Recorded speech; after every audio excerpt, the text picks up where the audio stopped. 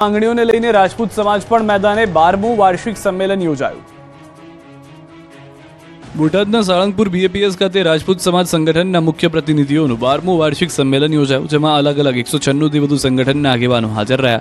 સમાજની એકતા અને સમાજના વિકાસ માટે ચર્ચા થઈ, જેમાં રાજપૂત સમાજ સંકલન સમિતિના સભ્ય કરણસિંહના મતે આંદોલન તેમજ પદ્માવતી ફિલ્મ વખતે થયેલો કેસ પરત ખેંચવા સરકારમાં રજૂઆત કરાશે।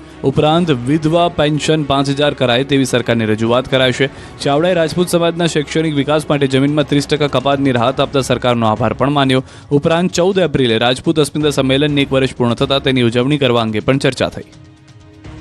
કેન્દ્રીય ગૃહમંત્રી અમિત શાહે અમદાવાદ ગાંધીનગરમાં વિવિધ કાર્યક્રમોમાં આપી હાજરી। ગુજરાત પ્રવાસે આવેલા કેન્દ્રીય ગૃહમંત્રી અમિત શાહે એક દિવસમાં 6થી વધુ કાર્યક્રમમાં હાજરી આપી વિવિધ વિકાસ કામોની ભેટ આપી। અમદાવાદ અને ગાંધીનગરમાં અલગ અલગ કાર્યક્રમ યોજાયા।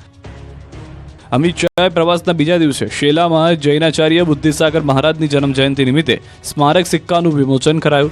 શેલા સ્થિત ઓડાના ઓડિટોરિયમમાં આચાર્ય ભગવંત શ્રી બુદ્ધિસાગર સુરીશ્વર મહારાજ સાહેબની 150મી જન્મ જયંતિ નિમિત્તે 150 રૂપિયાના સિક્કાનું વિમોચન કર્યું। ત્યારબાદ કેન્દ્રીય ગૃહમંત્રી અમિત શાહ એસજી હાઈવે સ્થિત રાજપથ ક્લબના ડાયમંડ હોલમાં આયોજિત એક કાર્યક્રમમાં ભાગ લેવા માટે પહોંચ્યા।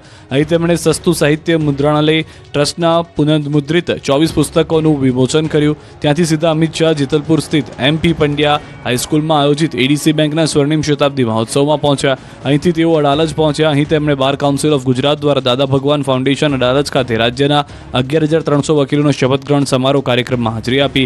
બપોરે અમિત શાહે ગાંધીનગર સ્થિત મહાત્મા મંદિરના કન્વેન્શન સેન્ટરમાં પેરા હાઈ પરફોર્મન્સ સેન્ટરનું ભૂમિપૂજન અને ડિજિટલ સેવા પોર્ટલનું લોન્ચિંગ કર્યું। જ્યારે સાંજે ગાંધીનગરના ડભોડા સ્થિત શાશ્વત મિથિલા મહોત્સવ 2025 કાર્યક્રમમાં હાજરી આપી, તો કવિ કોકિલ વિદ્યાપતિની મૂર્તિના અનાવરણ પ્રસંગે પણ હાજરી આપી।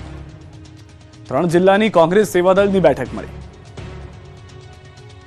ગામ ગામ કોંગ્રેસને મજબૂત કરવા માટે કોંગ્રેસના નેતાઓ એક્ટિવ થઈ ગયા, ત્યારે પંચમહાલ, દાહોદ અને મહીસાગર જિલ્લાની 1 દિવસીય ગુજરાત પ્રદેશ કોંગ્રેસ સેવાદળની બેઠક મળી।